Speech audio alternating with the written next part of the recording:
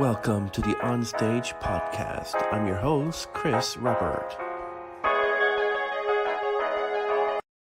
Here we are, another podcast, wonderful, amazing Onstage podcast with my team of 25.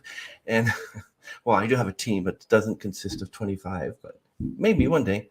Well, we have an excellent guest today.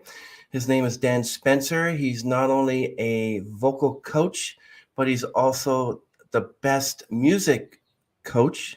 And also he's got the best music podcast. So here he is. Let's introduce him. Dan Spencer. Oh, hey, How are Chris. you, sir? Hey, man, I'm doing great. How are you? Excellent. I'm doing well. Thank you very much for being on our show. Thanks so much for having me. Really appreciate it. You're very welcome. And let's go chatting. Best guitar coach. Wow. There's more of you out there? Oh, they're everywhere, man. It's like playing whack-a-mole. Yeah. And someone says, Poggers, a yellow aggressive final remix. Awesome. So, Dan, the man, Spencer, how are you today? Oh, I'm doing great. The sun is shining. The birds are singing. Let's go. Let's rock and roll. Let's do this thing. Let's rock and roll. That's the best thing. Especially, you know what the best thing is? You Tell open me. your eyes in the morning. That's the best thing. Every day. So grateful. Because, I mean, if I didn't open my eyes this morning, I'd be getting up late. I was up very late this morning, and I said, gee, I don't have a podcast till 4:30. And then someone like, what? Wait, what day is it? Dan! Oh, my. So, I'm sorry about that, but I had a really long night last night, and don't make it look like I didn't care, but no, just kidding.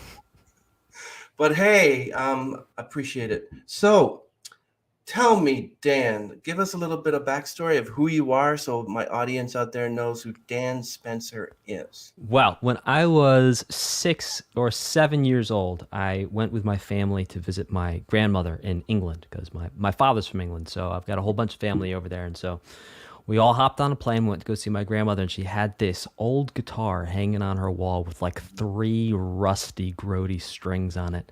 And I picked it up and I started playing.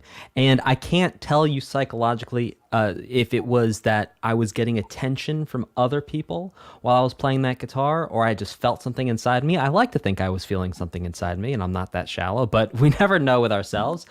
And well, that was it. And then a couple months later, I'm driving down Route 59 in Nanuet, New York.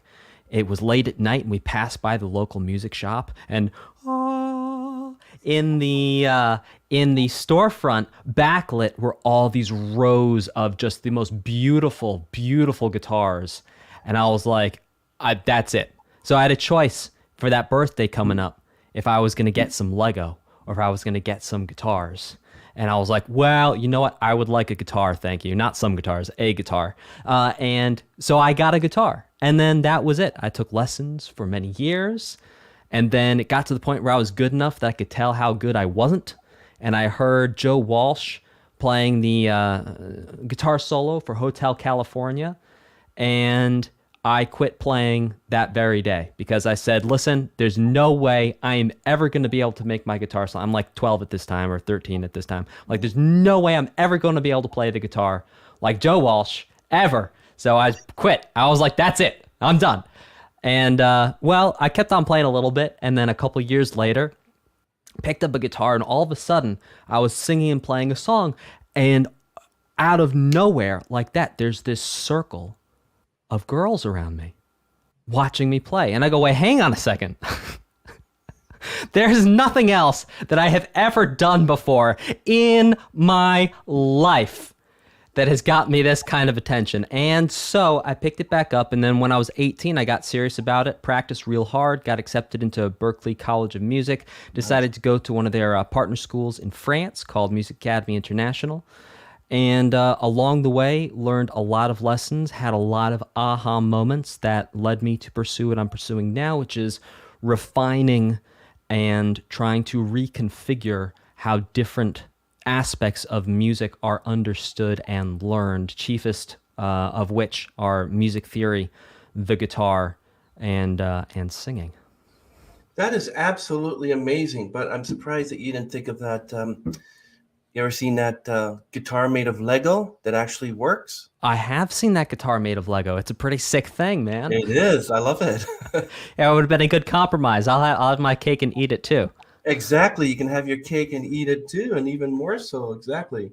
So that's interesting. So you currently play the guitar, and what guitar would that be? Besides, like, could you play like a PV or a Martin? Oh, sure. I mean, anything with six strings, I can get around on. I could probably make it by on something with seven. Eight is pushing it. As long as I know what the name of the string is, I could probably probably get around there. But yeah, I've got a couple Fenders, I've got a Taylor, I've got a couple Gibson Epiphones, and even a six-string banjo hanging out back there. So six strings. Banjo. Oh You're, yeah. you're, you're like a Steve Martin wannabe. Well, oh gosh, what does he say? I forget that famous Steve Martin line he says when he has that balloon animal tied on his head. But yeah, well, Steve Martin wanted. I'm not sure. He's quite good at the real banjo. I've got a fake banjo. It's got the six strings on there. He is. I like it when he went out on Saturday Night Live. He had this clamp on his head, and he said, "I woke up this morning with a bad headache, and I have no idea how to get rid of it." And then I see him playing the banjo. I'm like, "Oh, you know what? I like his banjo playing better. His comedy kind of in this day and age, a comedy like that is it was only good for the '70s." Yeah, he can play like Yeah, really, yeah. really play. I've watched a couple videos of him, and yeah, So does that make you want to become a better performer? watching Steve Martin play the banjo. Well, you know what I mean. Yeah. Um, Watching Steve Martin play the banjo makes you want to become a better guitar player, basically. no, I think that I have found a degree of peace within myself around where I'm at with the guitar and where I want to be. Like, yeah, I'm not going to shred super, super fast. I'm not going to play super, super slow. I'm not going to try and be someone that I'm not. I'm just going to be me, and I'm going to let the water flow where it wants to go in the sense that whatever comes easiest to me, that's what I'm going to pursue. So if and I've got 2 degrees back there, with guitar on it. Like I've spent like 5 years as a working musician. Just my entire income was just like singing, guitar, and performance. And so like I can get around on the thing. I can play pretty well, but it's not something that I want to dig the hole deeper on right now. Right now the focus really is around saying, okay, how can I take these skills? How can I take this music theory knowledge, this ear training knowledge, this guitar knowledge, and break it down in a way so that the next one of me that comes along, how can I help them get through what took me 5 years to do in 1 year? How can I get them through what took me 10 years to do in 2 years? And that way get the next person who really does want to perform or who just wants to understand music theory better to really make things easier for them. Yeah, I've asked a previous guest, a classical guitar player. She said it took her 30 years to play the way she does. And I say, is it possible to teach someone to play the way you in 30 years to play it in 5 years? And she said it was possible. Though I'm like, people say, well, I can go, this car will get me from point A to point B. But can the car get you from A to somewhere else, but still get you point B, even though it's not called B? I think the work needs to happen. Yeah. I mean, you it doesn't matter what it is. Acquiring a new skill is acquiring a new skill. Memorizing something is memorizing something. But I think that it's about efficacy. It's like how effective is what you're doing, not just efficient but effective. So it's like, okay, like when I was first taking lessons, it was like, okay, we're going to strum this and strum that. We're going to play this song, we're going to play that song. And there was nothing wrong with that. But at a certain point, it's like, okay, what's your goal? Where do you want to go in music? What are you trying to do? And then what's the fastest way to get you from point A to point B? Okay. Did you wish that you could have learned that when you were younger? No, because I wouldn't be in the position that I am now to be able to help other people if I didn't have that fight and that, yeah, if I didn't have that fight to get to where I am now, then I wouldn't have the appreciation or understand the value of what I'm doing and what I'm bringing to people. That is so inspirational, my friend. But so if you didn't walk into a guitar shop, but you walked into like a trumpet shop or drum shop, would it be the drums or the trumpet you would have been playing? I wanted to play the drums. I also wanted to play the trumpet after I heard the horns on Superstition by Stevie Wonder. I went to the trumpet teacher at Yes. my high school and I was like, listen, dude, I don't know about all this because at the time I was playing saxophone and guitar and, messing around on different things. And I was like, listen, I want to learn how to play doodle bum bum bum bum Yes. bum bum bum. Like I want to know how to do that on the trumpet like Kenny now. G. Yeah. Yeah. So, well, I don't know. The guitar and the guitar and voice they just appeal to me in a way that other instruments don't. The piano too. Like I had a year when I was in high school. I had the great fortune of being on an exchange program, and I didn't have a guitar for like 8 months, and so I taught myself how to play piano. Wow. So and I love the piano. It's great. It's a different thing from the guitar, but yeah, singing in the guitar that for me that's where it's at. I'm a tenor myself, but the vocal coach said I was a baritone tenor because I can sing as low as Oh wow, and that's wild. and sing as high as falsetto with Bee Gees. But I think I just stay within the mid range. I think that's more comfortable to me. But I'd give anything. I wanted to learn the violin actually, but Hmm. here you can't really play the violin because on my walls I got different. Like I'm in an apartment in the middle, and all the least they want to hear is like this screeching, kind of like having like sort of in Three's Company. And Mr. Furley walks in on Terry playing a. She's like, "Who's killing a cat in here?" Yeah, those first couple months of learning the violin are they are rough for everyone, Oh. man. But I love your setup and I love all the guitars and silhouette back then. Can you tell me about the Best Music Theory book that you wrote? What's that all about? Sure. Yeah. So it really is to take someone who's never understood music theory or to take someone who's understood a little bit of music theory but never quite put the pieces together and walk them through to a place where they can actually look at a lead sheet and do a Roman numeral analysis of it and do a scale degree analysis and that they'll understand intervals, they're going to understand how to harmonize a major scale. And these are all very advanced things. This is like the end of the book. But yeah, understand how to harmonize natural minor scale, understand relative keys, understand relative scales, and then it's all about how to read, write, and understand. So it's not just about understanding the music theory, it's about reading it and writing it as well, so that as you learn more music theory, you can actually start to put some of those fundamentals into practice, and people should create their own music and their own compositions and put their own ideas down and just have fun with it. In the same way you could sit down with a piece of paper and a pencil and just like doodle a little picture, and it's a nice way to pass the time. I love empowering people so that they can sit down and doodle a couple notes and then maybe throw it into something like Note Flight or throw it into something like Muse Score or Sibelius or Finale and then like hear it back and put it into different instruments and just really experiment with that hands-on of music and that music's a thing that everyone can take. It's anyone can participate in music. You don't need to have a ton of training. Like it's not something you need to wait for before you jump in. Like you want to try music, like today's the day. Like jump in the pool. Like the water's fine. Let's go. You're not going to be writing a symphony on your first day, but you're going to be expressing yourself and you're going to be experiencing the joy and the fulfillment of self-expression through the medium of music. And from there, it's like let's go. Who doesn't want to feel good by expressing themselves? Wow, if I had known you were going to talk like this, I would have made Best Music Coach a little bigger on the screen. That's awesome. Love it.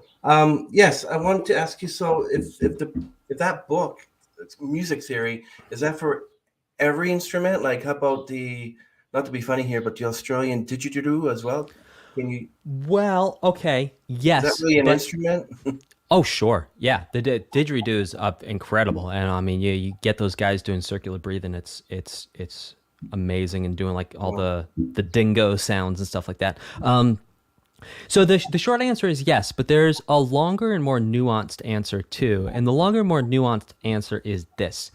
We use a system of music theory for all of our music in general that is descendant from Europe. So it's this European, and to use a kind of vague term, Western music theory, where you have 12 notes in an octave or 12 equal divisions of an octave.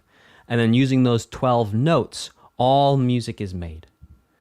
And then you look at other music theory systems, like, for example, the music theory system that's used in Indian classical music. Wow. And that's going to be totally different. You look at like the Balinese gamelan, that has more than 12 notes in an octave. You look at microtonal music, like there's an incredible microtonal composer named Sevish who just does incredible microtonal stuff. Everyone can check him out on YouTube and everywhere else. Microtonal guys like Dave Fuginski, Fiuczynski. And when you look at those microtonal things, all those rules and all that entire framework of thinking of that 12 equal divisions of an octave or the 12 notes in the octave goes out the window. So the long answer is it'll work for like 95% of music that's out there. But if you look at music that is culture specific to, for example, Indian classical music. For example, there's some countries in the Middle East where they use these maqams, these scales that sort of act like ragas, but have like you play the scale over two octaves, and in the second octave, it's different than it was in the first octave, and like really wild things out there that, well, wild from that 12 tone, 12 note perspective. So the short answer is yes, it's for everyone. The long answer is if you want to understand Indian classical music, if you want to understand Japanese classical music, when you go into those individual cultures that have these long storied musical traditions, that the rules are going to be very different. And to cite one example, teen tal in Indian classical music, I believe it's a pattern of 16 repeated pulses. So it basically acts like four measures of 4/4. So you can think about it as 4/4, but it does not have the strongest weak, strong, weakest metric hierarchy that we would have in 4/4. So just right there, that's an example of, so you're going to understand a lot of what's going on, but to get culture specific, you would need to go study with someone who's a master of that specific music culture because of the nuances and the influences and the differences inside of that musical culture. Well, I understand that. And when you talked about the sort of type of, well, I'm thinking of the Japanese music always has that sort of instrument that makes it sound Japanese. And then you have The shamisen? yes, and the East Indian music that has that sort of instrument. So Well, the you just, tambura and the yeah, sitar and the tablas and the and mridang yeah, and all that good stuff. Yeah. and all the dancing. Yeah, it's like it's incredible, different cultures. Have you ever heard of Joshua Aaron? No. Mm-mm. You haven't. No. Well, that's it. You're Enlighten me. not the best music coach after. No, just joking. Joshua Aaron is a Hebrew guitarist, which I really like now. You should look him up on YouTube, Joshua Aaron. And so, yeah, and I've heard a lot of Hebrew music, and it's actually not bad. And so what would you consider to be like, give me an idea of like with the classical pieces, for instance, for Japanese or East Indian, whatever type of classical music, would it have the same sort of flavor as like Mozart or Chopin or anything? Like, do you know an artist, maybe someone like Chopin or Mozart in their culture? Could you clarify the question? What do you mean by color? I meant you were talking about the different type of music for different culture. Yeah, different systems of theory, which then result, Yeah. or I mean, chicken and egg, different system of theory, which results in different music, or different music that results in different theory. Well, I know they would listen to Mozart and Chopin, but what would their classical artists be? Who would they be? Would For you know like any? India, Yeah. I mean, one example would be Ravi Shankar. Like Okay, that's yeah, like I mean, tip at the top, just absolutely phenomenal. And his daughter, I think, Anushka Shankar, um, also is a phenomenal sitar player. So yeah, I think going there as far as Japanese classical, I'm not sure. I do have a little bit of a background in Indian classical music, which is why I know just enough to get myself in trouble there. That's awesome. Yeah. And then I'm thinking of Zamfir as well, who plays the pan flute. Ah, yeah, the oh gosh, what Bansuri is the name of the Indian flute. Right, sorry. Yeah, yeah, yeah, Bansuri. Steve Gorn actually is a phenomenal Bansuri player. He Yeah. lives up in upstate New York, and he played on like Simon and Garfunkel records and all sorts of cool things. No, that's awesome. Yeah. Like, why not? So, so I know this is amazing. You actually were the music expert at NBC, CBS, and Fox TV. Tell us about that. Sure. So, unfortunately, not a resident music expert yet, but my great friend, Katie Linendahl, who's a Emmy-winning TV personality and also now an incredible music artist. Everyone go check out Katie Linendahl. That's two L's at the end. She was like, "Hey, for your Christmas gift this year, I'm not going to get you anything, but this is what I'm going to do. I'm going to set you up with what is called a media tour." So she set me up with she's incredibly generous, incredibly kind person. And she was like, hey, listen, so this is what it is. You're going to hop on Skype. We're going to do it for like 2 days. And we're just going to pipe you into some TV stations and you're just going to talk about music. And so I got to like go on TV and talk about music. And it was so fun. It was so cool. And I'm so grateful to the incredible Katie Linendahl for that. Did that help you, people who watched you? Did that help you get like work? And I don't think it helped me get work, but it definitely helps cement. It helps with branding and marketing. It's like, yeah. here's me on TV. You imagine if the Star Trek company called you and said, "Yeah, can you be like the guy in a red shirt?" A guy in a red shirt on Star Trek. Didn't Scotty wear a red shirt on Star Yeah, but Trek? he's the only one that didn't get like phasered to death. Oh, we'll see there. Well, listen, if the red shirt equals not getting phasered to death, sign me up for a red shirt. I'm in. Yeah, we're actually going to do a segment on the music of Star Trek in about a month or so, and we're going to have Fascinating. resident people who actually, yeah. Um, so tell us about your experience with the vocal producing of iTunes Music, your own Beatport charting songs. What do you use for that? What software? Use something like Cubase or GarageBand?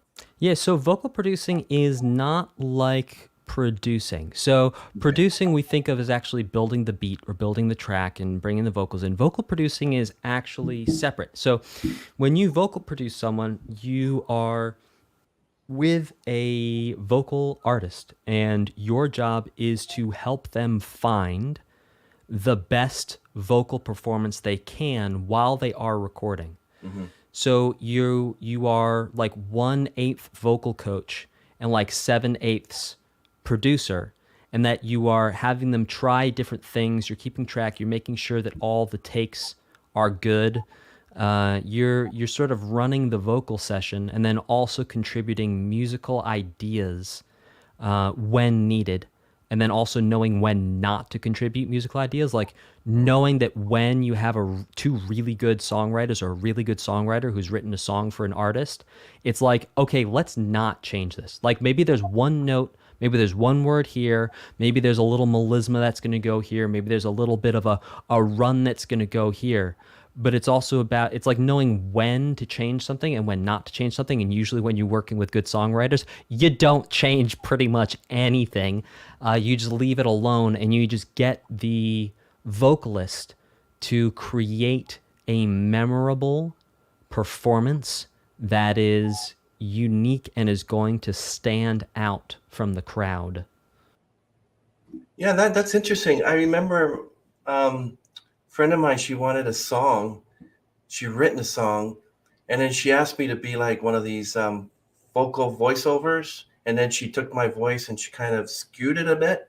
It sounded pretty good. You wouldn't even know it was me, but hey, I had fun. You know, am I under the impression that when it says CCM, that's Christian Contemporary Music? Yeah, yeah, that's right. Yes, love it.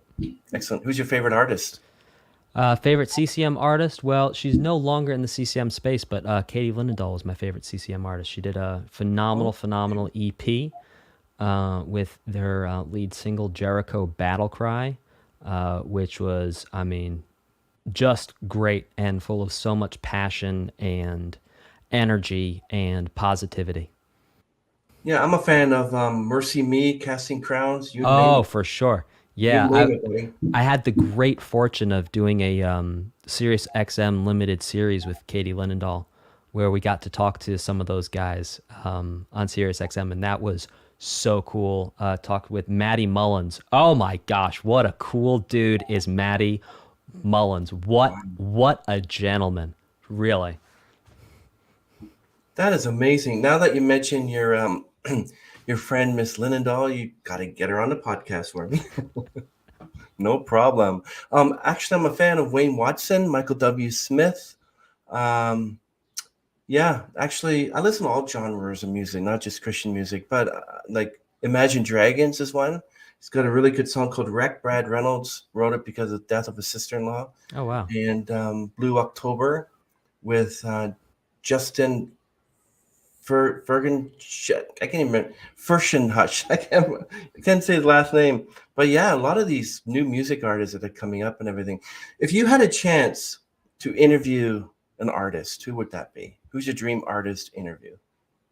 Mm. No, you can't say your friend. Oh no, I think I don't know. I think maybe is it they have to be alive or like living or Okay, dead? anybody. Yeah, live, dead. Alive, dead. Oh well, I mean, you know what? I'd really like to talk to Paul McCartney. Really? Funny. Honestly, yeah, The, because the dead one or the live one? yeah, the I buried Paul, I buried Paul. By the way, which is like deep cut joke for any Beatles fans out there because Yeah. John Lennon said cranberry sauce on some track. I forget what track it was, but everyone heard it and thought he said I buried Paul, and so that was a whole deep cut for the Beatles fans. Yeah, Paul McCartney because I watched it was always very clear to me listening to the Beatles. I was raised on the Beatles that there were, depending on who wrote the song, there were very distinct musical voices going on in the Beatles, and especially when you get to like the White Album and like Let It Be, like those later things, like there's really clear delineations between whose song is whose, and I think watching the Peter Jackson documentary. What was the name of that? I forget. Get Back. Yeah, watching Get Yes. Back. It was so obvious how brutally talented Paul McCartney is. I mean, it hurts. It physically hurts to watch how talented that man is and what a natural, gifted, incredible songwriter he is at the highest level. It it hurts my brain to see, not hurt as in like I'm jealous. It just hurts that like someone could have that much talent and he just walks in like it's nothing and starts playing the piano part for Martha My Dear, and it just like that piano. Okay, look, that piano part alone. Take the rest of the Beatles catalog away. You look at everything else that was in the pop scene of that time in Great Britain and the United States. Mhm. You look at that piano part for Martha My Dear, and it is just genius above genius above genius. You look at Hey Jude, just the harmonic intelligence behind Paul McCartney's just the chords. Forget about the incredible lyrics that like no one ever needs to change. Forget about the melodies that are just beautiful and memorable. Just the harmonic intelligence. And I think what was really interesting too is to see the difference between the sort of depth of harmonic engagement between like at that time Paul McCartney and, for example, George Harrison, because George Harrison, yeah, Fly Me to the Moon. Hey, so George Harrison would be like bringing in these blues, like straight up a 12 bar blues, just like 1 4 5, And then Paul McCartney is sitting down doing Martha, My Dear. And just the difference in the complexity of the harmony and just the innate understanding and grasp that was happening there is like the whiplash of whippy whiplashes and just wild to see. And I mean, total respect to George Harrison. I mean, he really, I think after that, as he started to be like, hey, listen, you guys aren't giving me a voice. I want to find my own voice. That was him starting to find his own voice. And you can see that, like, by the time Here Comes the Sun comes around, like, My Sweet Lord, like, whoa. Like, it's, next level stuff with, any of them. Do you suppose that's why the Beatles broke up? Because each of them wanted to find their own voice?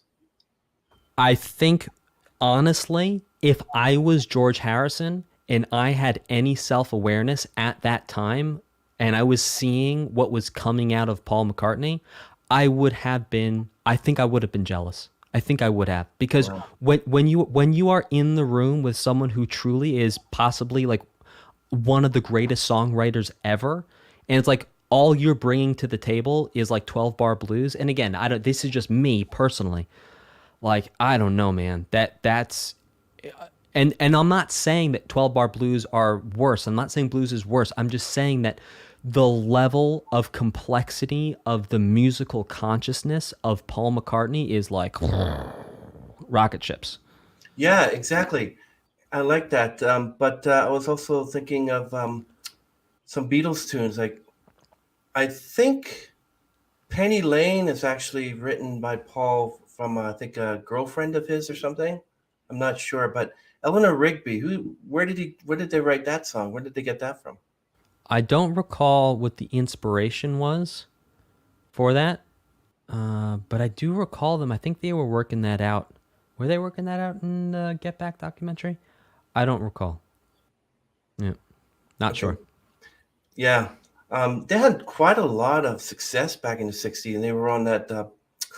I'm going back to when I was born, but the Ed Sullivan Show. Oh yeah, sure. And then suddenly, when they broke up, then John Lennon went on his own, George Harrison went on his own, and I don't know if Ringo Starr went on his own at the same time, but they're all great artists. And Paul Oh yeah. McCartney, his new song "Fight for the Future" is pretty good. Um, Here's a trivia question for you. Not very many people know this one, though. You probably know this one. What was Paul McCartney's middle name? James. No. No? I felt confident with that one, so I'm not sure. That's interesting. It's just that he was born with the name James Paul McCartney. I knew there was a James in there. His first name. Yes. I stumped the stump, Chris. Love it. Half partial credit on that one. Yeah. So let's go back to you were talking about the lyrics from some song you thought said something else, like the Beatles were, I buried Paul, but actually it was something totally different. It made me think of the backward masking from the 80s, where they took the song Waterfall by ELO, and then they played it backwards. It said something about, Satan and all this. Yeah, I don't know. And Black Oak, Arkansas, if you play it backwards, all you get is Satan and all that stuff. Now, they're saying that that's not actually real, that they actually put that in like Stairway to Heaven. But I tell you, I took some songs that weren't basically, they had put in a backward mask, and I played it backwards, and I was shocked what I heard. And I'm thinking, could it be like a musical form of pareidolia? You think you see something, but like, for instance, talking about misheard lyrics, when I was younger, remember Casey and the Sunshine Band? Get down tonight, get down tonight. Yeah, yeah, yeah. I thought they were saying get Kelganite. So when my mother wanted to know whether to use Old Tempest Cheer or whatever, I said, no, you got to do what that song says. Get Kelganite, get Kelganite. If you look at it What really, is Calgonite? Kelganite is the name of a detergent. That's what I thought they were That's saying. funny. Get Yeah, no, I Kelganite. mean, look, Yeah. why is it whenever anyone hears something played backwards, they always have to go to it's demonic? Like, why isn't anyone ever hearing like pineapples are nice? Seriously, like let's think about that. Number one, it's not going to make the news if someone hears pineapples are nice being played backwards. I don't know. I think the history of trying to be the history of a puritanical mindset coupled with music in this country, and I think in many European countries, is a very interesting thing to unpack. And we can go all the way back to the tritone being banned from being played in churches. And that sort of inference even there was that the tritone is so discordant, surely only Satan himself. It's like, look, if we start from the premise that God created everything, then God created. But anyway, I'm not going to try and unpack the logic. But look, the point is, it's like for some reason, we as humans run to like the worst possible thing something could be, and it's like, yeah, I don't know, I don't know. It seems a little convenient to me that every time this stuff comes up, it's like so terrible, and it's the devil, and it's like, really, like you think if someone was really trying to take society down, they do a little bit more than putting something backwards in a song and just sitting around with their stopwatch going like, I wonder if anyone's thought to play this backwards yet. And then on top of that, to think that our brains with like subliminal programming are going to reverse something that we've heard in our own brains and somehow reverse. I don't know. Yeah. Show me the study, and then we can have the conversation. I understand it. Back in the 80s, there was a pastor who I'm really predating myself on audio tapes from Kmart. It was called Dean Sherman, the God of Rock and Roll, and basically he proved that rock and roll was of the devil, and he played a lot of backwards masking. One of them was mentioned, Waterfall by ELO. Play that one backwards, and you tell me if whether that was just a luck of the draw or they actually did it on purpose. Because I know that who's the lead? Jeff Lynne, like he's a really good prolific songwriter, and we all are. But Yeah, I hear you. But at the same time, too, it's like, who's going around playing songs back? Like, okay, someone had to have the idea. But look, let's go back. Someone had to be sitting around and go, all right, listen, I'm listening to all the, look, if whenever you have a hammer, everything starts to look like a nail. And if you feel that your mandate is to find that rock and roll is from the devil, then you are going to find a way to prove that to yourself or try and make that case. It's the way human psychology works. So I don't know. For me personally, I think rock and roll is great. I think that there's nothing wrong with rock and roll. I think even looking at incredible stand-up human like Maddie Mullins, who does like incredibly hard screamo metal, and I'm sorry if I'm getting that genre wrong. Please do not come after me in the comments. But like, you understand the point, like that kind of stuff. And then on the other hand is doing this like really, really melodic CCM, and then to equate some, I don't know. I'm not going to go further down that rabbit hole. But yeah, I think it's a lot of confirmation bias. that's true. Let me, before we get off this topic, you ever heard of Dallas Home? No. Okay, he's a Christian artist, and he's got a song called Lamb of God. Play it backwards, and you tell me what you hear. If you're talking about, this is a Pineapples Are Nice backwards. Okay. You tell me what you hear. When I played it backwards, because I was involved in the thing, okay, so let me play Lamb of God backwards. I was like, oh my God. And yeah, it's just amazing.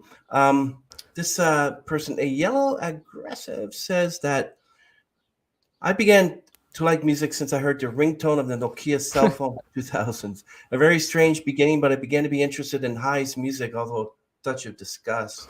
I don't know what they mean by that. I'm not sure either. I'm not sure who High is. In yellow, you can clarify for us. Yeah, and but is there a time? One more thing about backwards masking. Is there a time when playing music backwards might be helpful for something else? And I'll tell you why. Well, okay, playing backwards or starting working your way backwards. So I think playing something backwards, that's a whole new skill, that's a whole new piece of music.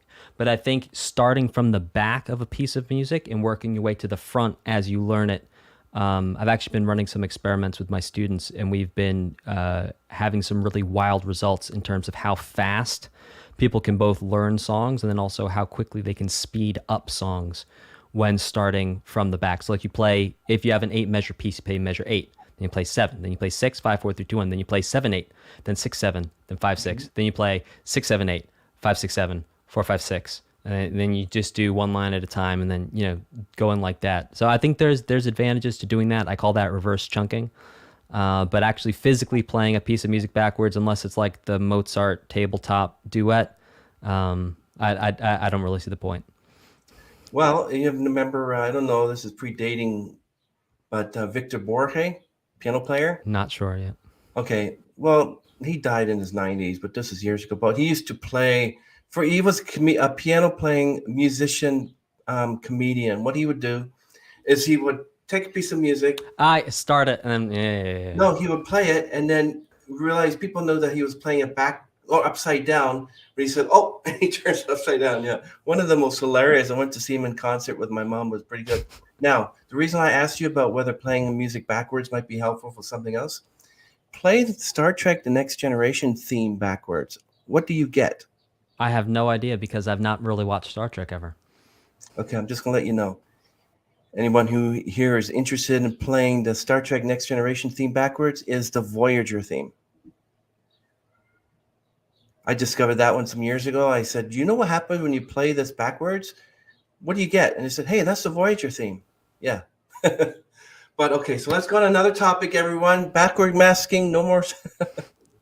And this, okay, so Yellow's talking about those who sing heavy metal must have a discipline, a lot of practice in their voice because nobody sings with that power without destroying a throne in process. Yes, like Angus Young, Brian Forster, maybe John Bon Jovi might have that issue. What do you think on that? Can you expand on that?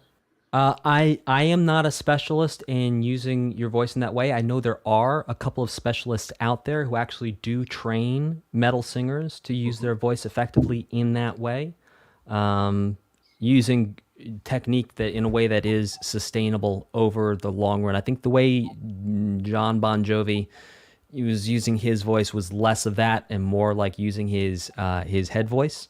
Um, so yeah, I think those are two different things, and I am not versed in how to scream, as you can tell because my impression of doing screaming is this, which is actually really exactly. I knew this violin player. After she play a violin piece, she went "Roar!" and I would go "Roar!" But yeah, that's interesting. And I had also something that was very interesting as well. But that's great. So can you tell me? Can you touch on these? Like when you have a student, what is the first thing you teach them? It depends on who the student is, depends on where they are, depends on what they're trying to do. So perhaps we could set some parameters within that. So let's say the student is 17 years old. Let's say they are playing the guitar, and let's say their goal is to strum and play, for example, a Taylor Swift song. Nice. Okay, so step number one would be to get them to know the guitar. Step number two would be to teach them the chords. Step number three would be teach them how to move their right hand. So chords would be left hand, strumming would be right hand. Step number five, I believe we're on, is put all that together with a metronome so they're doing it in time. And step number six is then teach them how to sing along with what they're doing. Excellent. So what if the person is 30 or 42? Oh, same Same, thing. same thing? Oh yeah, same thing. But so many people come in with the false belief of like, oh, I'm old, I can't learn how to play music, and I've had my oldest student was 92, I think. 92. Yeah, and like he was doing great. Like, Nice. so I think there's contradicting information coming out all the time around neuroplasticity. So That's interesting. Yeah. I You're sort of plus- I'm going to go back and pay attention to that in a couple of years when they sort of settle it all out because every 5 months someone's like, no, you can learn. Blah, blah, blah. I mean, there's obvious learning stages like when you're a child, you have a certain period where you pick up language faster and all that good stuff. But they're going back and forth on that neuroplasticity thing, so I'm going to give them a couple of years and then I'll go back and pay attention to it. You'd be like, yeah, Dan, when my friend Moses and I went to, I still owe him $10, by the way. But yeah, and it was really upsetting with Glenn Campbell that found out that he had Alzheimer's. Like, how would an elderly or anybody, how would they know that their time to perform is over? Would it be because they have dementia? It's because they have Hutchinson's disease? What do you think? What do you I think don't would know. be? If you look at the example of Tony Bennett, may he rest in peace, um, they did an incredible 60 minutes, or was it 60 minutes? Yeah, I think it was 60 minutes. Look at him, where he was suffering from Alzheimer's to the point where he could not like remember like anything of what was going on. But when his piano player would come in and start playing the chords for songs, immediately he was there, every single word, every single note, right on it. So there is something to be said, I think, for establishing music earlier on in life and then using that as a tether to reality. Tony Bennett's 95. He's still alive. I think Is he? maybe yeah, maybe you're talking about Andy Williams, probably. Andy Williams had that issue too. No, it says here that Perhaps he's I'm still, mistaken. that's okay. He's 95. Yeah. I couldn't understand that because usually I keep tabs on the deaths of Oh, so celebrities. maybe it was his last performance that it was the last something. I'm not really sure, but The yeah, last no, I know performance what he you did mean. was with he did it I think at Radio City with Lady Gaga. Oh yeah. And like he didn't remember her name until he was up there singing, and then he's up there singing and she shows up and he goes, "It's Gaga." And it was incredible. Well, actually, it I have to say the name of the person 3 times before I remember their name. I was introduced to a coworker some months ago, and by the time I got back to my office, yeah, that new coworker, she's really nice. Yeah, what's her name? Uh, oh, shoot, Jennifer Steele. I can't remember. Jennifer. I can't remember. But then when I met another coworker just like 3 weeks ago, they go, "This Chris, this is Alexandria," and I go, "Hold on a minute, Alexandria, Alexandria, Alex, Alex, Alex. Okay, so your name is Alex." So every time I see her, I say, "So Alex, how do you like working here, Alex?" "Sure, Alex," because I want to make sure I remember. But I kind of like, I don't know, if I was a well-known artist, I think I'd probably stop at some point. I don't want to be like a 99-year-old up on stage going, "Yeah, well, my next song is Time for Bed." I think that's the song. I'm not sure. But why not? Why Just, not? yeah, why not? So now, if you could live anywhere in the world, where would it be, and what would you be doing? If I could live anywhere in the world, it would be in the great state of Delaware, and I'd be doing exactly what I'm doing in my day to Really? day now. So, was there a time in your life that you might have just screwed off and made, if you had made a second, okay, you were given a choice to become what you are today and something else. If you chose that something else, what would you be doing today? Oh, I wouldn't dare do that. You know, so much of one's identity and purpose and the satisfaction and the fulfillment that one gets from life can get tied up in what you do. And I think that people say that you're lucky if you can do what you love for work. Mhm. And I think that it goes past there. And I think that you're lucky if you can do something that is fulfilling for you for work. Because I think a lot of times if you do what you love for work, you can end up not loving it quite so much. But if you find something that is truly fulfilling for you to do, and that's how you can earn a living and support the people you love, I think that's really incredible. So, you know, what I'm doing now I find to be completely fulfilling, and I wouldn't do anything else. Well, that's excellent. Yeah. I don't know. When I was a kid, I don't know why I just decided I wanted to get into music and become a well-known tenor or whatever. I was singing, enjoying singing soundtracks, singing from my Sesame Street album, all that stuff. But I never said I want to grow up, I want to be a singer. I said I wanted to be a fireman or something. It Hmm. never occurred to me until I was in my 30s that I want to sing. So, Hmm. we're all late with certain things. Um, That's if the you could truth. have, yeah, if you could have coffee with any historical figure, who would you choose? Um, I'd probably just have water. I'm not big on the caffeine. Um, Wow. and I think historical figure. Hmm. I mean, listen. Can I get a two for one? Buddha and Jesus. Oh, really? That's those two are gonna go at it. I don't think they'd go. No, that's the point. I don't think they would go at it. I think that talking to those two historical figures would be that would be whoa. That would be cool. Like you want to take like some life lessons away from a conversation, Buddha and Jesus. Yes, I think you're right. Well, in my case, it may. Well, I could say Jesus as well, but I kind of eat with him every day anyway. But I think I'd want like my father because Oh, that's uh, lovely. he's been gone 20 years. This Sorry for your 29th, loss.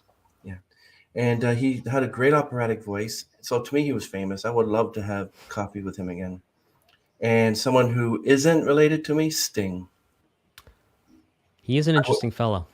I would walk up to him and say, "Let's have coffee." We talk about history's police, and I'd say, "Can you say Roxanne when the waitress comes down who's got Roxanne on her thing?" And then at the end, I'd say, "Yeah, by the way, I have a podcast. Are you interested in coming on my podcast and talking about things?" It's always people are going to say, "Enough of Sting. Like, if you want him on your podcast, I'll just pay him $1 million." And but yeah, so that's excellent. Yeah. So have you ever played Rock and Roll Jeopardy? Do you excel at that?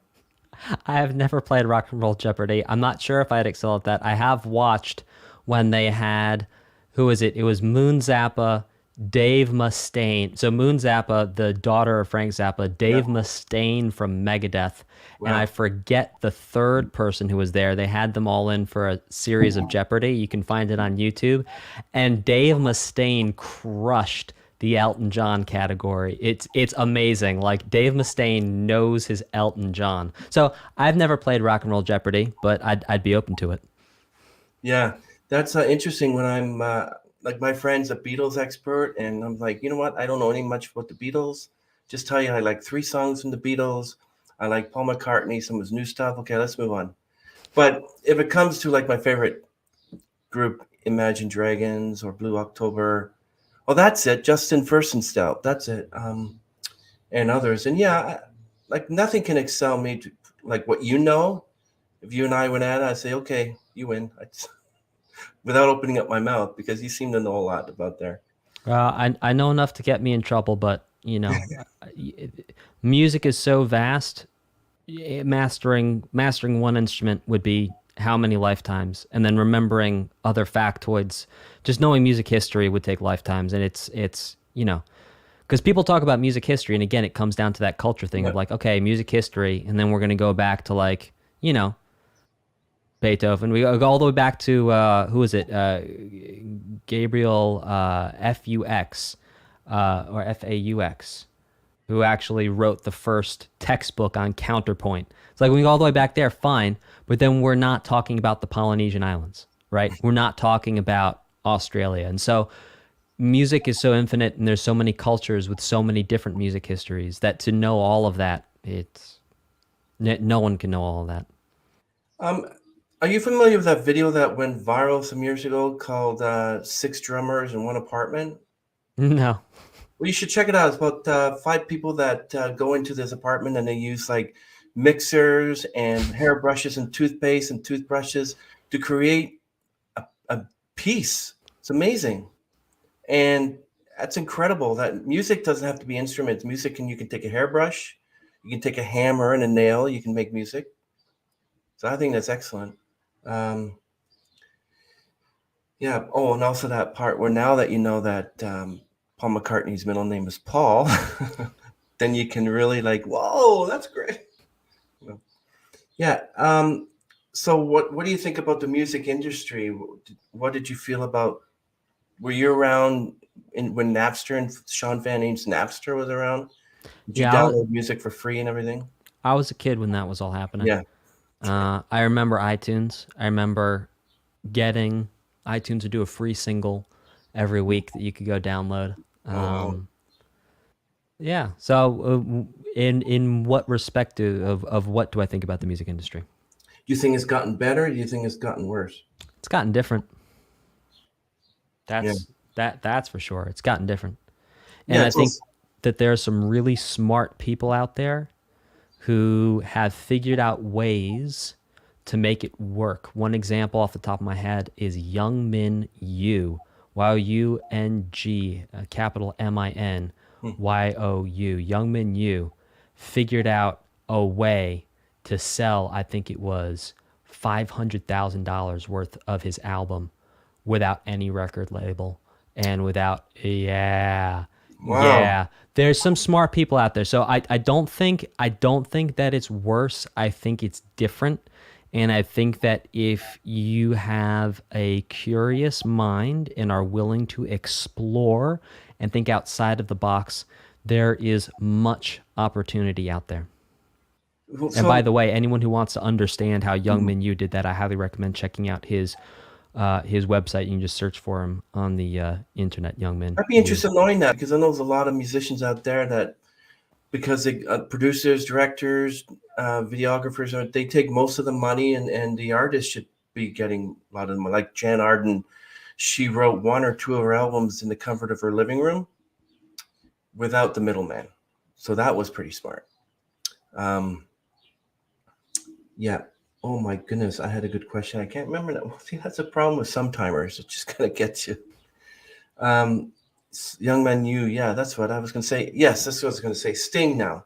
Why do you suppose some artists sell their catalog? Like Sting sold his catalog to BMG Music for, I believe, 450 million. Why do you think he did that? I think he had 450 million reasons to. Like, if you can divorce yourself from the emotional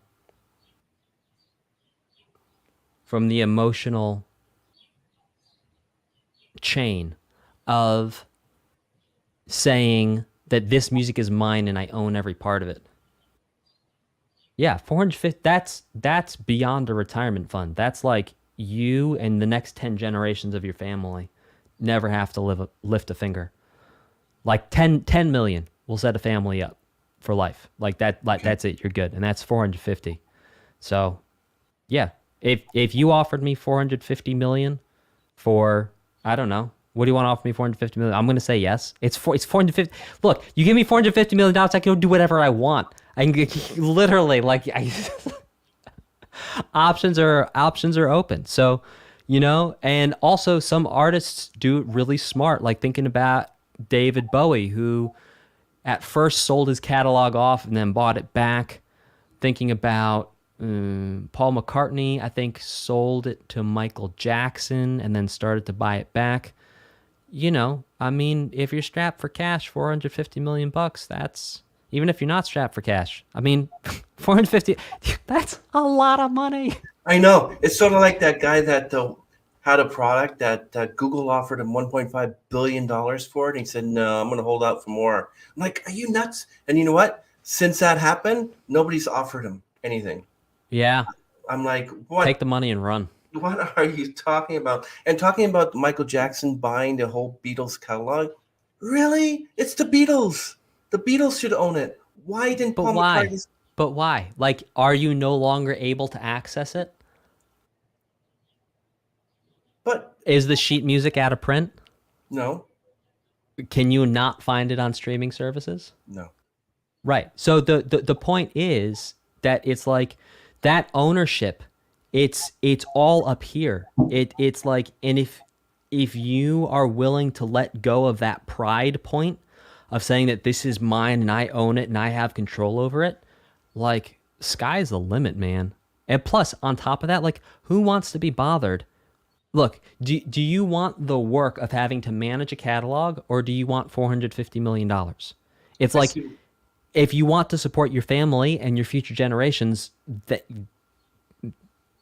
I guess you're right there, but then you're thinking, well, they could do anything they want with it. They could actually resell it for more to someone else. well, good for them. I don't know. I I think the music catalog belongs to the artists themselves, and they should keep it. And if they have a family, they should bequeath it to them. Like Right, but I'm what pretty if the sure. catalog's not generating money? What if they can make more money for their family by selling it, then should they not? Well, that means that they weren't really taking care of their finances if they had to sell their. They should have Maybe, but been. they're an artist, they're not a banker. That's true. Good answer. Yeah. So Yeah. now we can't get MP3s and movies are now on USB. They're digitals. They actually, when you buy DVD, you can get the digital version. You can watch Netflix and everything. But now you have Spotify. So $9 a month, whatever, will get you any song on Spotify. Unless you're like Neil Young, Joni Mitchell has everything removed because of what Joe Rogan said. But anyway, that's another thing.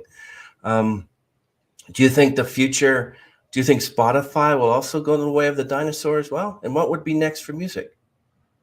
You have an idea? No, I don't think Spotify is going to go the way of the dinosaur until we get to like, I don't know, Internet 3. And then we're all living in virtual reality and like songs or NFTs and like there is a really wild world that's cooking itself up right now and I'm not sure what's going to happen, but I think services like Spotify and Apple Music, they're going to be here to stay and yeah. Yeah, and people are actually buying Spotify and vinyl. I know this vinyl museum up the street, guy that owns it, and you wouldn't believe the expensive vinyl albums they have. I'm doing a feature on them, I think next month or so, and some of the vinyl albums, 350, $400 for an old 80s group because number one, it's never been featured on vinyl, and number two, you can't get that vinyl. Like you have the vinyl record you can get anywhere, but then like the White Album, what if the Beatles released a gold album? Then that would be the one that would be most expensive, right? So people want to buy the gold album for $1,000. So this guy has everything. Like it's amazing. I was in there for almost an hour and a half just looking at everything, and so people are literally going back to vinyl, but people definitely aren't going to go back to DVDs because nobody, like I have a whole thing of DVDs, and it took me like 2 weeks to digitize everything. Now I put everything on a USB stick, put it on my 50-inch TV, scroll down, say, oh, let's watch an episode of Sliders. Boom, and sit back. My DVDs are gathering dust, and I got rid of my DVD player.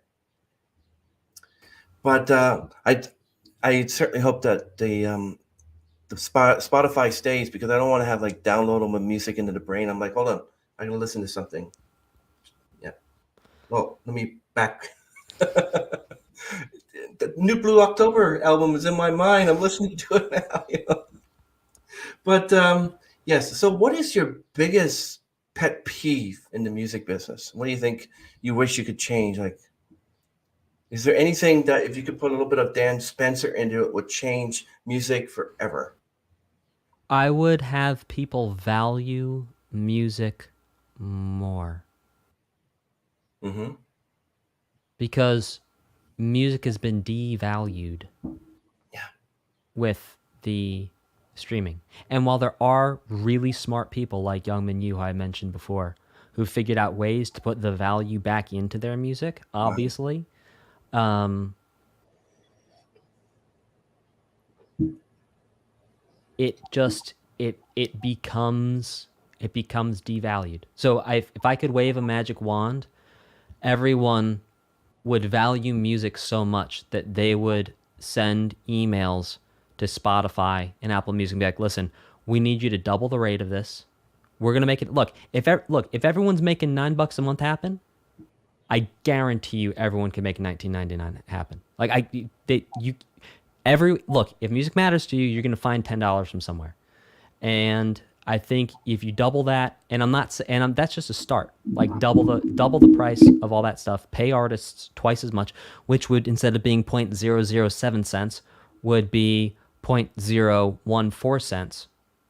Or did I just give a thousandth of a percent? And it doesn't matter. But point is, yeah, I think even starting right there, like I don't see people saying no to support because you want artists to continue making music.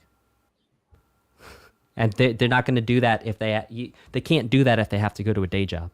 Like if everyone's focus is their most valuable asset and their time is their most valuable asset, and if you take away an artist's focus from making the music by making them have to do other things to make money, to make ends meet, their focus will not be on the art, and their focus will not be on the music. And then we, as the consumers of that art and that music, are going to suffer because we're not going to get the same quality or at the same rate of production that we would otherwise. So you think that music on Spotify has some good quality audio? I'm not a big audiophile. I honestly don't really unless something is crushed to the point where it's like you can physically hear like the lack of like the difference between Spotify and like Tidal, for example. I know a lot of people are like, "Oh, listen, you got to go with Tidal." I mean, they've done blind tests for like hearing the difference between an MP3 and a wave, and very very few people can actually spot the difference. So I'm not that fussed about yeah the audio quality on Spotify versus Tidal, for example. No, but with MP3s, you know that if you rip a DVD or a CD at 320 megabytes per second as opposed to 128, they say that sometimes there's an oboe or jingle or jangle Sure. or a cymbal Yeah. or something that you can't hear because of the quality is. But you have to rip it at 320 megabytes per second in order to hear that triangle or that special. And basically, unless you know that, people say, I'm just going to download it. I'm just going to rip it at 128 megapixels per second, megabytes per second, and boom, I liked the song. I said, "What did you realize? Do you hear the violin? There's a violin in here. Do you hear the little triangle in there? No. So that's why. You know." Huh. I've never personally had that experience, but that is fascinating. Mhm. And there's still a lot of, you're talking about people don't value music. There's still these vinyl museums out there. People are buying still vinyl albums because they say it has a better sound than the CDs. But let me tell you, my friend, I noticed that these 80s 45s sounded a lot better back then. And if you listen to an 80s song from Spotify and you listen to the 45 version, heck a lot difference. I noticed that. Like, I don't know what it is, but that's probably why they rather just have vinyl than CDs because of quality, and they can hear the different. I say I noticed that when I download a song, Steve Forbert Romeo's tune on an MP3 at 128 megabits per second, and I listen to actual 45. Did you know that there's a, and they mentioned the name of the instrument that you can hear in the 45, but you can't hear in MP3? People want music, they want to hear everything. You don't go and see a band and everyone's playing and said, "So what did you think of our guitar player? You had a guitar player in there?" Because I couldn't hear him. You know what I mean? I'd be very curious to do a blind test on that with the same headphones at the same volume with both things because typically when you listen, yeah, better headphones over some. Yeah, thank Yeah, you, crazy Charnu. hyperbole. You're reading my mind there. Yeah, like really good headphones and an MP3. I don't know. I'd love to hear that example, but I've not heard to date, and but that's just one man's opinion. People just want to hear the song. They don't care whether they hear the oboe or the trumpet, but I care. And it's like, well, if this song I'm listening to actually has a cymbal or actually has an oboe in it, I want to hear that version. I'm sort of into music. So now, if your greatest enemy wrote a book about you, Dan, what would it be called? Well, my greatest enemy is myself. So, if all my most insecure and my most self-doubtful self ever wrote a book about myself, oh, I don't know. What would it be called? I don't know. I'm pretty vicious with myself, so I might not even write a book about myself because my own internal enemy within myself is so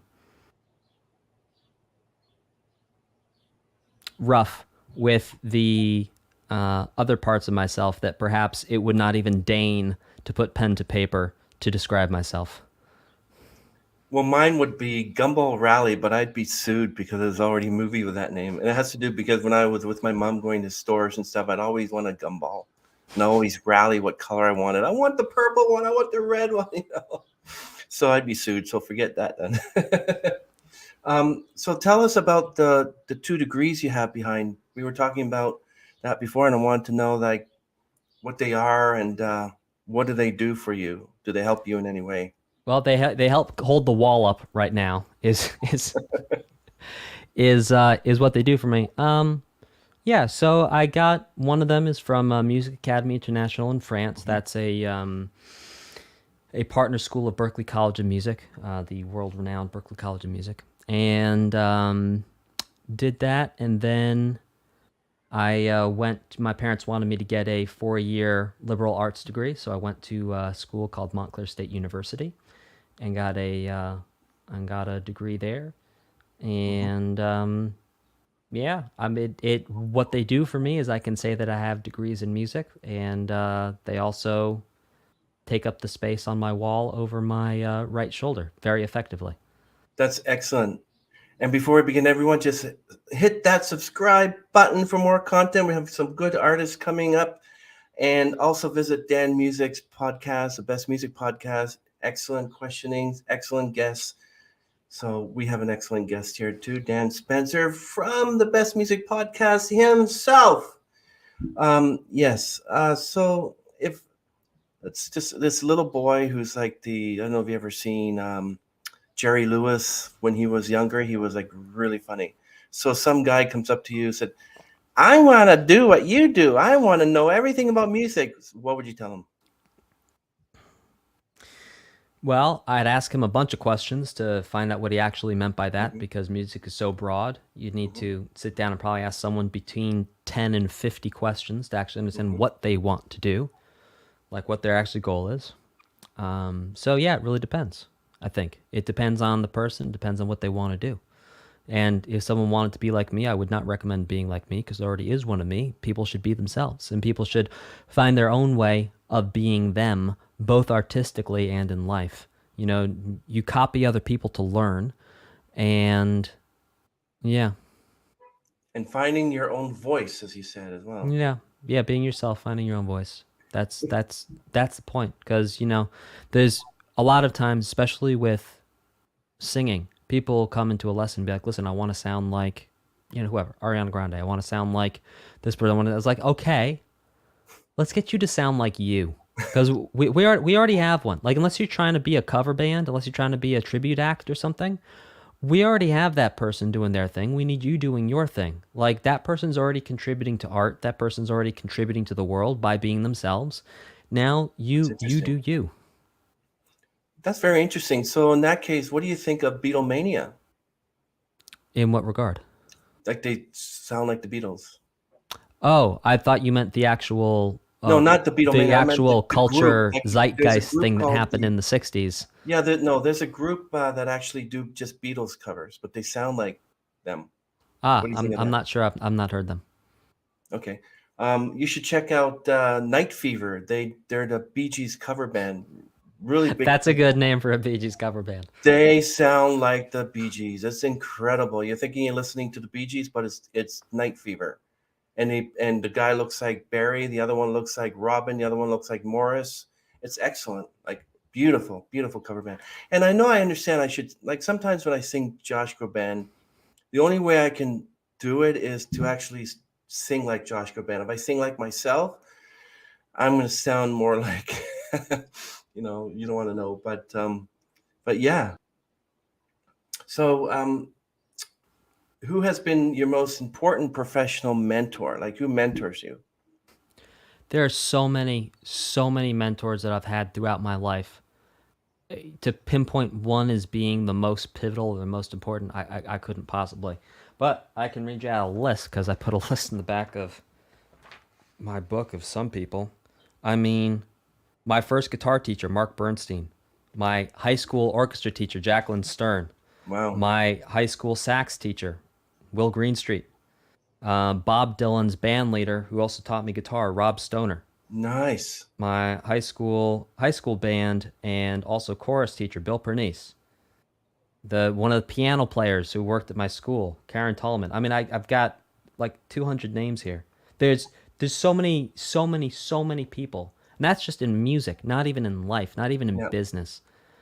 There's so many incredible people out there who've helped me at so many different points with so much, and I would not be where I am today without their help. Yeah.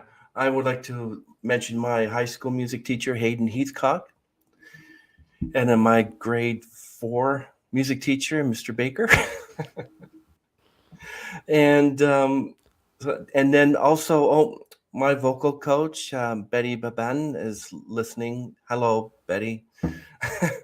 And yeah, so there, I mentioned them too. So give them like a shout out there. Yeah. So what are the books that, besides your own, what are the books that you would recommend to people who want to learn about music theory? Would it just be your books, or would you include others as well? Well, if they're a beginner, I'd start with mine. Okay. Yeah. Yeah, if they're really advanced and, they want to get into some, you know, wild stuff, there's other more advanced things out there, but for most people, if you want to just get started, best music theory book for beginners, I called it that because I truly believe it. Okay. So why don't we start question and answering, I think, and then the Q&A, and we'll see if you can answer some questions for us from the audience. If Oh, anybody if anybody out there wants to ask him a question, just type a Q and then a colon and ask the question. And then we'll put it out on the screen, and then he can answer them the best he can. So one question is, um, there are three other podcasts you'd recommend to the audience, and why? Besides yours, what are the other two, three, four? I would recommend, well, okay. I would recommend Tim Ferriss's podcast. That's awesome. Oh I yeah. would recommend the Peter Attia Drive podcast. That's Hmm. not music related, but it's a fascinating podcast. Wow. And I would also recommend The Game by Alex Hormozy. Those are my three go-to podcasts at the moment. The Game chiefest among them. Have you ever heard of Muad Dibi? He has the Day In and Day Out podcast. He said, No. "Hello, my warriors. Welcome to the Day In Day Out podcast." Woo! And that's how he says every time. So I'm just waiting for him to say podcast, and I go woo with him. So he's pretty good. Um, so another question: at what time of day do you get your best work done? Morning, 6 a.m. to 10 a.m. I don't eat breakfast until 10. Uh, Seriously? Oh, seriously. Yeah, you get up and go. So, because I don't eat breakfast till 10, my body will be in ketosis. And when your body's in ketosis, you don't get hungry the way you do when Mm. you are on carbs in the same way. And yeah, that morning time is my sweet time where oftentimes I won't even look at email. I won't open up anything. I'll just have my tasks that I'm doing that I already know that I've set my up. Like on Friday, I'll program the week ahead, and then I know what I need to do. I'll look at the end of each day at the task I have to do in the morning for the next day, so I know what I need to do, and then I just roll into my studio and I start knocking them out. Yeah, wake up, get out there. Wake up. Mm-hmm. Get up, get out. Those are three songs, at least the first one. I Wake think up. that's from a Mhm. video game called Persona 5, if I'm not mistaken. Persona 5. Okay. Could Yes. be wrong. Well, so you're saying that I shouldn't have breakfast at 6, 7 a.m. then? I No, should just, everyone should do what's right for them. I'm just sharing what's right for me. And okay. what's right for me is doing a carbed ketosis, not pure ketosis, but to do a carbed ketosis. So I'll eat carbs with lunch and with dinner because if I don't eat carbs with lunch, then my focus drops in the afternoon. And if I don't eat carbs with dinner, then sometimes I have a hard time falling asleep. I So heard about that ketosis. Maybe I should think of doing something like that, lose some weight or something. Well, I mean, everyone should consult their medical professional. I'm not giving medical advice. I'm just sharing what's worked for me and what That's continues to work for me. that's awesome. And this is a non-music question for you. What are three movies you'd recommend to the audience, and why? I'd recommend The Island with Ewan McGregor, and I forget who the other lead was. That was a Leonardo great. DiCaprio. Yeah, was that no no no no not the beach, Oh, the The Beach. Yes, yes, yeah, you're right. You're The right. You're right. Island, which was a whole thing. I like Oblivion with Tom Cruise and Mhm. Morgan Freeman. Oh, okay. And Yes. I think anything by the director Christopher Nolan, anything he touches is just gold, and you're gonna have a great time while you watch it. He is just an incredible creative mind, and I love everything he does. Oh, wow. Yeah, I'm actually. If you get it, I don't know if you like Liam Neeson. Oh, sure, yeah. There's a nice movie on Netflix called Ice Road. That was a good one. Yeah, I watched that. That was fun. That was good. Oh, I was sitting there, my heart was pounding. Oh my goodness, I've never seen like a truck just fall through the ice like that. Like I've seen cars fall through the ice, but a truck like that just being pulled like the Titanic down. Oh my goodness, what a scene! That was a great one. Okay, cool. So the next question is, what? I don't even understand this question. What underrated tools are indispensable for your job? What underrated tools are indispensable Oh, for my job? Underrated. hmm. Well, underrated tool. I think that socks are an incredibly, I'm serious, socks are an incredibly underrated tool that honestly help me do my job, because if my feet feel good, then that's one less thing that I need to think about. So if I've got my nice little Puma socks on that I get it's super discount from like TJ Maxx. Listen, I'm a great sock shopper. I can shop for socks like the next guy, and yeah, I think having being comfortable. So finding the small things, because your most valuable asset is your focus.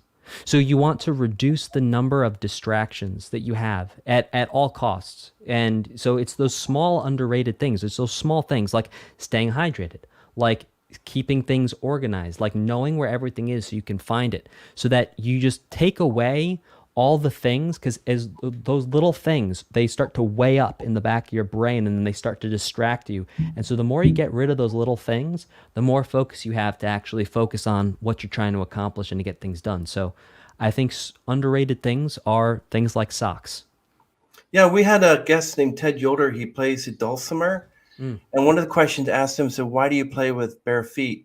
And he mentioned because his favorite music artist, Christian CCM artist, was Rich Mullins, played the dulciforte, dulcimer, the hammer dulcimer, and he played it without socks. He played it with bare feet. So it's sort of like a homage to him. He doesn't play with anything other than his feet because he wants his feet to hit the pedals so you can feel the pedals, Hmm.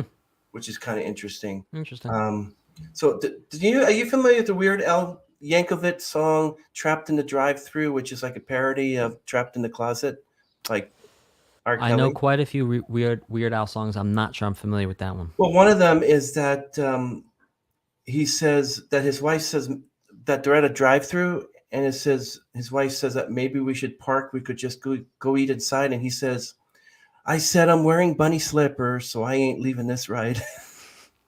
That was the most hilarious line. I would definitely like. I love bunny slippers, but I wouldn't even step outside with them.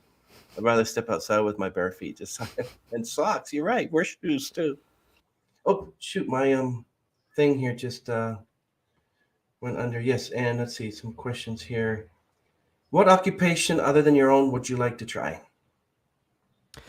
Well, I actually get to try different occupations within my own, because I have a company called Best Music Coach, and so I get to learn different roles and I get to learn different jobs. So you can think about it that if you have someone who's teaching music lessons, the skill that you learn is how to teach music lessons. And then when you want to have other people teach music lessons for you, you need to learn how to get students for those people. You need to learn things like customer acquisition, how to build value funnels, how to you learn business skills. So I don't think there's another occupation that I would want to learn, because I already have a couple occupations that I'm in the process of learning. Oh, and are you intending in 5 years to be one of these other occupations? Like, if you're a lawyer, you're going to sing. Well, say, we got to make sure he gets out without a penalty. Or you ever tried that Marty McFly thing when he's like, he's got like the guitar and the glasses and he just strums it and then it just blows him back and he says, rock and roll. No, I can't say that I have. Um, so another question is, what's one lesson your job has taught you that you think everyone should learn at some point in their life? Your focus is your most valuable asset. Guard it, protect it, use it wisely. You know, you spend 30 minutes on Instagram, that's 30 minutes of your focus. Plus, after you get off Instagram, how does your brain feel? Oh my How does your goodness. focus Yeah. feel? Do you feel like you could get something done after you do that, or do you feel like you want to just like eat a snack and sit on the couch and watch TV? Because that's how it makes me feel, and it's nice to do that sometimes. Don't get me wrong. I'm not saying that's bad to do that. All I'm saying is to be cognizant of your focus, to be cognizant of your effort, and to be cognizant of your energy. And when you do that, you end up working smart and not just hard. You can still work hard, but you end up working smart because you think about how you're going to direct your focus and your time. Yeah, like I used to be part of Picto, but I forget the name of the, but I used to what's that? Oh, you post photos and it's sort of like Instagram, but it was before Instagram. But now I just post all my professional stuff on Instagram. But Twitter, my Twitter used to just be a Twitter just to communicate with people. And got to the point where you got political and everything. And when I started podcasts, I decided instead of starting a Twitter podcast, I decided just to take my old Twitter, delete all the stuff that had nothing to do with music, and now it's on Sage Podcast Twitter. Interesting. So that's now my on stage podcast Twitter, and I have everything streamed there. So it's better than just. I used to at one time had 5 Twitter accounts, one for my cat as well at the time. So it's you don't want that. You want to like at work they're trying to get us to have a mental break, like get out from the computer and take a walk, take your dog out, whatever, and don't even go back to the computer until you have this. You can like you said focus. You know, and ever since I've done that, I've just excelled and Yeah. started to remember things, Yep. people's names, John, and just joking. But no, this is awesome. I really appreciate Dan for being on our podcast. You're an excellent, got a lot of information from you. We were able to banter back and forth. Very, I love this. This was actually, we're so happy that we were able to get you on. And oh, someone has a question here. Is there a way to measure the quality of a piece? Noise music is just screeching to me, but a friend of a friend says I don't just understand it, so I'm curious. Okay. No, there is no way to measure the quality of the piece other than with uh, your own internal compass and your own internal feelings. So, no music is good and no music is bad. You can measure things like how fast a piece of music is. You can measure the complexity of harmony relative, like, all right, are there just like triads being used here now? Are there like, I don't know, extensions on chords? Are there tensions on chords? Is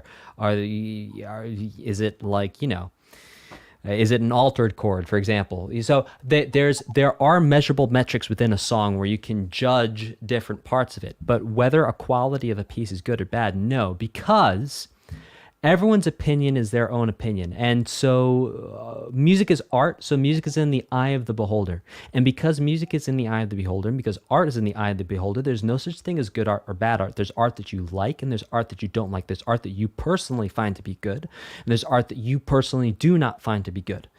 And you can have a difference in opinion with someone else. So, for example, I really like Monet.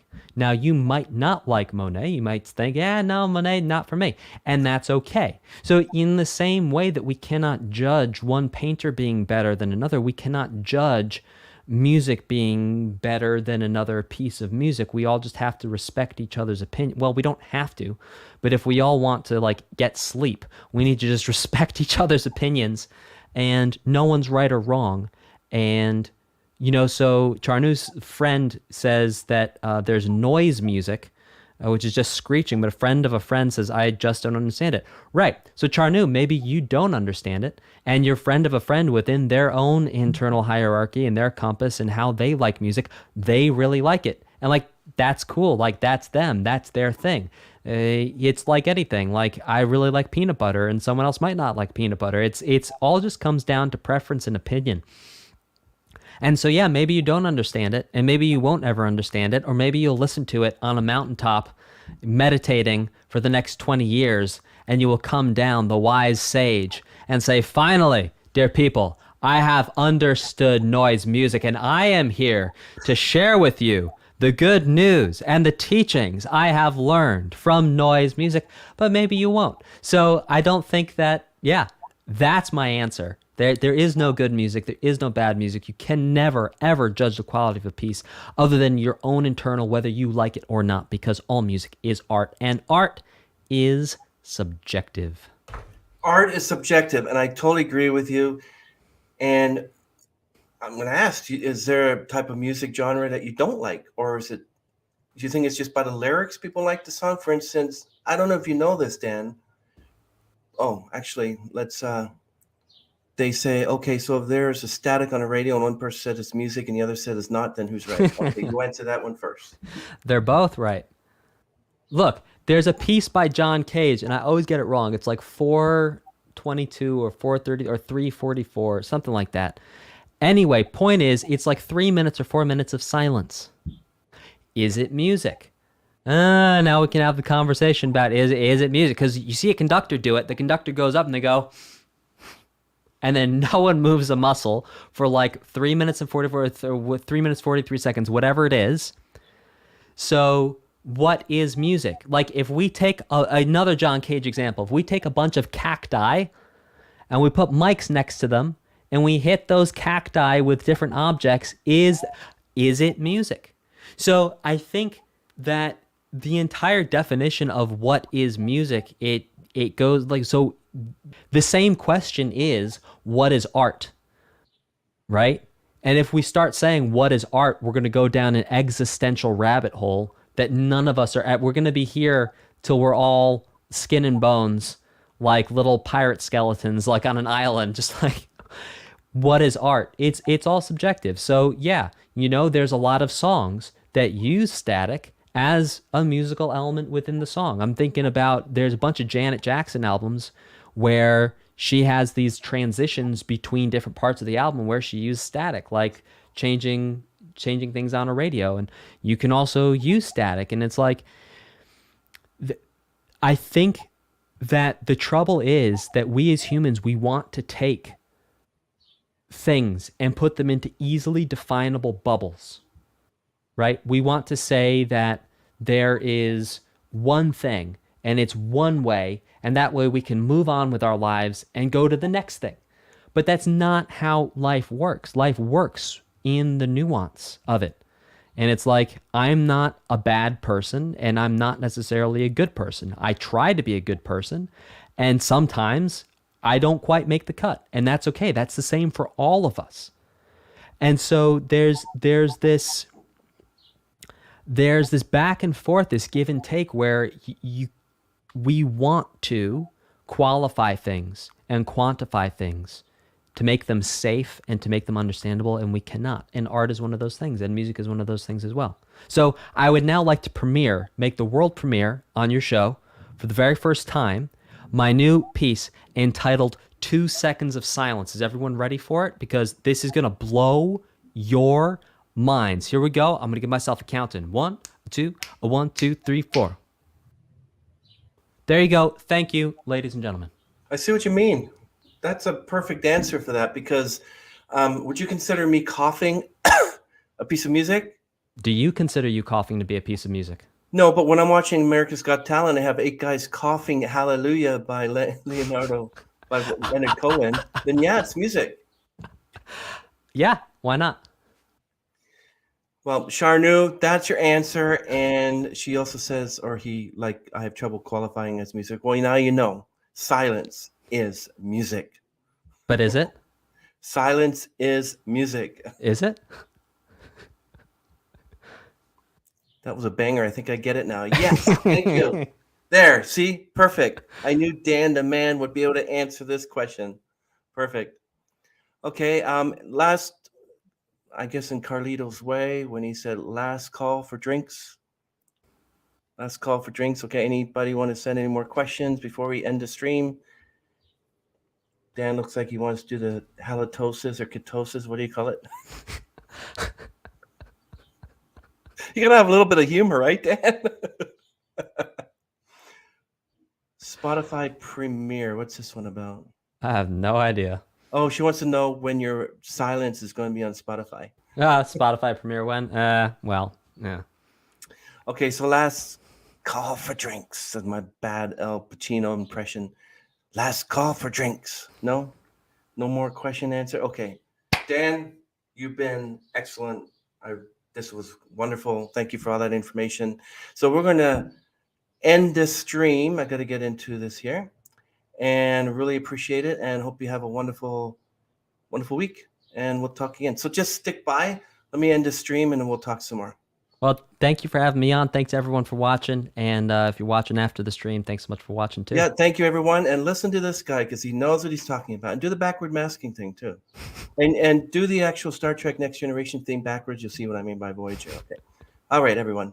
So we are saying goodbye to another podcast, and a little later this afternoon we have this wonderful Portuguese singer named Nuno Casais, and he's going to perform for us. So stay tuned. 4:30 p.m. Eastern Daylight Time. Okay, Dan, thank you very much. Have a wonderful, wonderful week. Thanks for having me on. You're welcome.